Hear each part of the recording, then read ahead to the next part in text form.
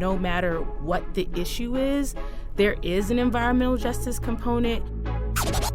These attorney generals are not working on behalf of the community. Welcome back to Season 5 of the People Over Plastic podcast. I'm your host, Shilpi Chhotray. Last episode, we dove into participation as a pillar of democracy with the incredible Penalise Droz from the NDN Collective. And today, we're shifting our focus to protection, another core principle of a thriving democracy. While we often center our discussions on plastics, it's crucial to understand how climate, environmental justice, and democracy intersect. Equal protection means fair treatment under the law for everyone, regardless of race, gender, religion, or socioeconomic status. And it's essential for ensuring that laws and policies protect both people and the environment, from air quality to safe drinking water, to climate policies capping fossil fuel production. And yes, tackling the plastic pollution life cycle is a key part of this effort. You have the right to live in a clean environment, a right to clean air and clean water. We can't live without it. That was Dr. Beverly Wright, emphasizing the critical importance of environmental justice. Historically, Black communities have faced the brunt of environmental, health, and climate change impacts, and recent deregulation efforts are weakening protections that threaten to make things even worse. Our guest today is not just a distinguished advocate, but also a dear friend and colleague. Abre Conner, the Director of Environmental and Climate Justice at the NAACP, leads the charge in dismantling environmental racism through strategic collaboration across the association. We're honored to have Abre with us today to share her insights on how we can strengthen protections for all communities. Abre, it's great to have you on the show. To start, can you tell us about your journey into environmental justice? Was there a particular moment when you realized the impact of environmental racism and knew you had to get involved? I grew up in a community that was more rural, in the middle of the state, and I remember seeing plants. At the time, I didn't realize that they were phosphate plants, but I remember seeing the air always very polluted and these industries building more and more plants near my house, in our communities. And there really wasn't any conversation about what was happening, but I recognized that growing up, that I would have to keep an albuterol pump with me, and I thought that was normal to have an albuterol pump with me at all times. It was when I got to college when I really understood the intersection of civil rights issues and environmental issues. And I understood that a lot of these decisions, these were decisions that I should have been a part of, that my family should have been a part of, that our community should have been a part of, but also that those decisions had been intentional for decades. Let's hear from one of those decision makers in Louisiana. Good morning and welcome everyone to this great day for the state of Louisiana, the Parish of St. James, and importantly for Formosa Petrochemical Corporation, that they're making another investment in Louisiana. They've established an outstanding safety record. They've established an outstanding record of environmental stewardship, and they've been a great community supporter. That was Don Pearson, Louisiana Secretary of Economic Development, announcing the plan for Formosa to build a $9.8 billion petrochemical facility to make plastic in the heart of a predominantly Black community with no regard for their health or safety. That was kind of my journey from understanding, wanting to do civil rights work, but then the intersection of that with environmental and climate work, how I kind of got there. It's such an incredible journey. And one of the first questions I'd love to kick off with is, what are the fundamental causes and belief systems that threaten equal protections and environmental justice? I mean, you've said it very clearly, not all air is created equal. One of the threats is that people don't tend to think about equal protection, the 13th, the 14th, and 15th Amendment, as important as certain other constitutional rights that we have here in this country. The fact that we had to build in, the 13th, the 14th, and 15th Amendment to bring Black folks, to bring people of color into the conversation for who should actually be protected is a huge component of why it's really hard for us to have conversations around equal protection just more generally. In the early kind of stages of who was actually at the table when we thought about environmental protections, it was typically white folks. Some people have a deep, abiding respect for the natural beauty that was once this country. And some people don't. People start pollution. People can stop it. White folks thinking about conservation, thinking about protecting the environment, like what we think about trees, water, and all of those components were really important. But at the epicenter of those conversations needed to be people. And so from that, we had to build out a space for the intersection of kind of civil rights, equal protection, and environmental and climate issues, which was the environmental justice movement. We're just within the last couple of decades seeing, a federal government actually acknowledging that environmental justice is something that needs to be talked about at a federal government level. Kamija, Nyasibio, Carlotta Tulusi, Iksijka, Hanka, Wanyabam, Wakichma. Good morning, everyone. My name is Carlotta Tulusi. I'm from the Havasupai tribe. I'm also a co-vice chair for the White House Environmental Justice Advisory Council. Welcome to the White House. I mean, that's kind of wild that it's 2024 and we're just acknowledging these issues in the wider spaces. I've been super ingrained in critical race theory, and that came out in the 80s. And I wanted to know if you can touch on that a little bit, if you use it in your practice. What's important when we think about critical race theory is understanding that environmental justice includes housing. It includes how we think about education. My students, they could be working on anything from fish and wildlife issues to AI and manufacturing, but it's helping them have the understanding that no matter what the issue is, there is an environmental justice component, and there's a way to think about those issues innovatively that brings about the history of this country in order to allow for them to center the individuals who are likely going to be impacted. That's such a great point. And I want to mention this for our listeners who are very, vested in plastic pollution outcomes and solutions. And we talk a lot about this in previous podcast seasons, that when you think about where plastic comes from, it's the oil and gas industry. These petrochemical facilities are always located in low-income Black communities and other communities of color. And you have to actually take that layer back a step further. Well, why was it this way? Because of racial redlining and housing segregation. You've mentioned in the past that these threats to environmental justice, to really human dignity, aren't limited to any one political party. Can you talk about how threats to equal protections have persisted across different administrations, regardless of who's in office? Well, I will say this administration has invested historic investments into the environmental and climate justice space.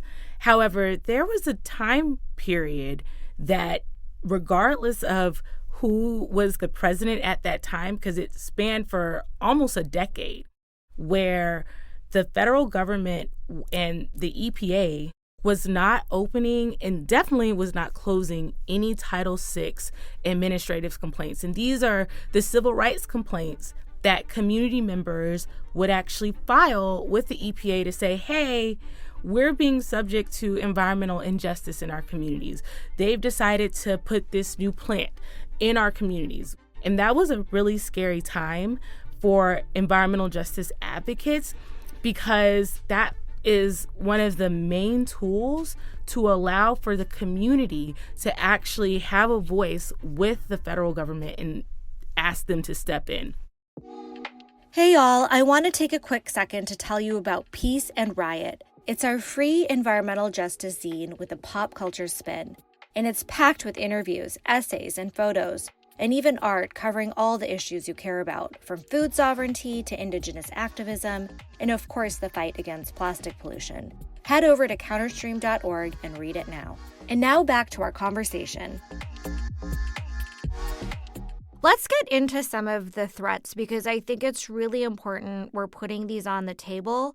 You know, unfortunately, environmental deregulation has been on the rise, even with the current administration, and there's some real threats pending what happens this fall. So there's examples of weakening air and water protections that also control plastic producing facilities, also known as petrochemicals. There's a real threat of industry rollbacks and regulation there, which would be just catastrophic for all the movement in the plastic space as well.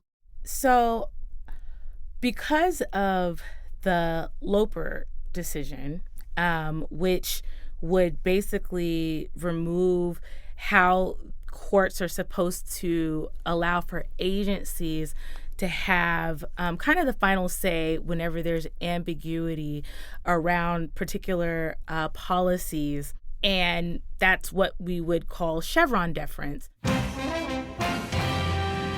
Meanwhile, the Supreme Court has now swept aside long-standing legal precedent in its ruling today overturning that Chevron doctrine, majorly curtailing the power of federal agencies to interpret the laws they regulate. The decision is expected to have far-reaching implications on everything from the environment to healthcare. You know, this is a 40-year-old precedent, so it's extremely historic what's happening in the dismantling of the Chevron deference. Some environmentalists are calling this move by the Supreme Court open season on the environment because of all of the things you just stated.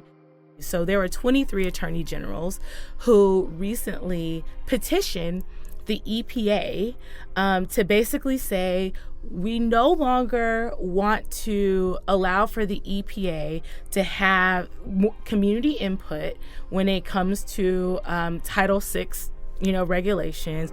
And also that we shouldn't be looking at the impact that these industries have on communities. And so any of those 23 states, for sure, I'm very concerned about what that is going to look like in the future. And it's so important for individuals who are in any of those 23 states to recognize that, these attorney generals are not working on behalf of the communities. They're not working on behalf with no scientific background or skill set. Exactly. Yeah. And that's just going to have a ripple effect in communities that are already overburdened and overpolluted.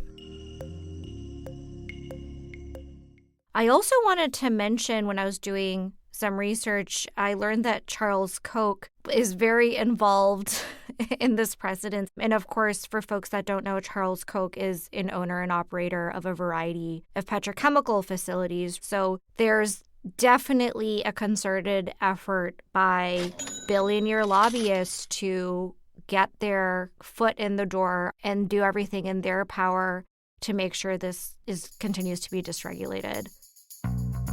The folks who have had power traditionally, they try to create policies that they feel like are going to benefit them the most. And so because of the composition of the current court saying, okay, we actually don't want the EPA, we don't want these agencies to make decisions that are beneficial to communities. And it's really troubling because we are in the midst of a climate emergency.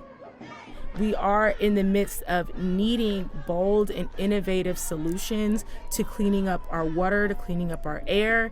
And that's going to take people who are experts in those actual areas. I'm a lawyer, but at the end of the day, we're not in law school necessarily to become experts in those particular areas. There are people who, of course, focus in on environmental law, but the average judge has to be a generalist. But there's also an importance in recognizing individuals who are experts in making sure that the rules that agencies are actually carrying out to deal with this climate emergency that we're in, that they're able to do it as well. Pay attention. It's not a secret. Look it up. They are attacking our most vulnerable citizens. The Project 2025 plan is not a game. Look it up. I know a lot of environmental and social justice advocates are talking quite a bit about Project 2025, which has also been quite a controversial topic. For those of you that don't know, it's basically a framework developed by conservative think tanks aimed at reshaping a lot of different policies, including environmental policies that erode crucial protections that safeguard health and planet. Could you talk to us a little bit about what you're concerned about and what we should watch out for? We know that there is absolutely going to be an approach to remove a lot of power from agencies like the EPA and from FEMA and other agencies, and it's going to be given to the state. Well, some people may say, like, well, what's wrong with that? Well, we look at a place like Mississippi, where they received a ton of money for water infrastructure and completely rerouted the money away from their Black state capital in the midst of a water crisis. We can expect to see a lot more of that. Where did the money go? To communities that decided to break away from Jackson. Typically, they were like more suburb, a lot more white communities, in places that absolutely were not in the midst of a water crisis, and hadn't reached out to the governor themselves to say, hey, we're in the midst of a water crisis. And then, of course, a lot of the funding. There's a plan to say, we're not going to allow for that money to go to the communities anymore and potentially to take it back. And so we'll see in real time, if that plan were to move forward, communities having even more disinvestment than they've had in the past. Hearing about, a potential Project 2025 or even covering something like Chevron deference can feel like a lot. So I just wanted to pause and check, like, how are you feeling about the current situation? People use the term unprecedented times, and I feel like definitely it can feel a little surreal. However, I do have hope. The fact that the White House Council on Environmental Quality had the first ever summit for environmental justice in action, I mean, that is unheard of. It's unheard of to have that kind of conversation right now. I think a lot about, one of my favorite books, which is Huey P. Newton's Revolutionary Suicide, and the fact that, it's not this like shortened amount of time that we're going to actually be able to see the liberation that we want to see. There's going to be some times where there's going to be setbacks, but if we see the overarching goal that we're trying to get to, that's the most important part of this entire conversation. And I see there being enough progress and people at least wanting to think outside the box, wanting to come up with bold and creative solutions, that I do have hope for the future. And I have hope that people are going to really look at the policies that, all the folks who may be running for different positions that they have, to say, is this actually going to help us to have a planet that we can be that we'll even be able to live on in the next couple of decades? Or are the policies that are in place or may be put in place, is that going to be our demise? What are some tangible things people can do at the local level to make sure they are informed, to make sure that they do plug in when there's an opportunity, and to not just be a bystander in their own country? It's important right now to know that there are a lot of organizations who are doing a lot of strategic thinking about what the future is going to look like, and to make sure that you're getting information from sources where people are thinking really deeply and critically about what this is going to mean for you and for your future moving forward. The other thing is to look at some of the policies that different individuals have put out. Do those policies align with the future that you want to see? And then thinking about this work very intersectionally. It's going to be important for each of us, no matter where you are within this fight, to understand that all of this work is environmental justice work, and all of our work is also all the other components that will lead for us to have a better future moving forward. I also think it's important for people that are in places of privilege to also not be bystanders, because this might not impact your community directly, but really become like an agent of change and an amplifier in circles of privilege that you're in. One of the things I'd love to ask you, you've mentioned some great resources already, but what are some suggested readings or resources you'd point to illustrate that connection between racial and environmental justice? Toxic Waste and Race, and then the Toxic Waste and Race at 20. If you're kind of new to the space, just understanding how you could make that connection, because a lot of people since then have tried to remove the race component when we talk about environmental justice. Sorry, I'm laughing because I actually find that hysterical. Right, it is, but there's so many people who try to remove it, and I think that the more that people actually understand just how foundational it is to the conversation, then hopefully we can shift the narrative back to where it needs to be. Now, my final question, which I'm going to be asking all our guests this season, what is your vision of a thriving democracy? What I would consider a thriving democracy is one that's actually amplifying and centering the communities that have been historically excluded, and not just necessarily saying you can be at the table, but actually ensuring that they are a part of the process to change what we have done in the past to come up with a future that we can be proud of. I think a lot about the fact that oftentimes community voices, they may get input, but a thriving democracy is not about just getting the input. It's about actually putting it into action. It's about actually making sure that the community knows, here are the steps that we took from hearing from you to actually build out a future that includes your voice, and not starting with a no, but starting with a how can we do X, Y, and Z thing in order to ensure that your voice is centered. That's really beautiful. I think the more we can work towards this future of compassion and understanding and mutual trust instead of oppression and alienation, which is what some of these pathways will take us, that's going to guide us to the future we want to see. That on that continent we are trying to forge a new identity for which we need each other. And that I am not a ward of America. I am not an object of missionary charity. I am one of the people who built the country.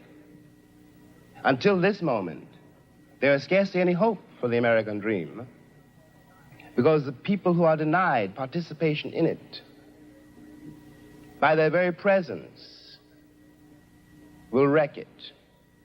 And if that happens, it's a very grave moment for the West. Thank you. That was James Baldwin speaking in 1965 during a legendary debate that laid down U.S. political lines on race, justice, and history at the University of Cambridge. Abre, thanks again for joining us on this special episode of the People Over Plastic podcast. And to our listeners, if you enjoyed today's discussion, then please let me know. It only takes a minute to leave a 5-star rating and review on Apple Podcasts. And those reviews mean a lot because they help ensure we can bring you more conversations like this one. Don't miss next week's episode, Protest, where we'll dive into freedom of expression and assembly. People Over Plastic is produced by Mindy Raymaker and Dennis Maxwell. Our project manager is Vincent Ford, and our season artwork was designed by Lee No Heisig. I'm your host, Shilpi Chhotray. Until next time.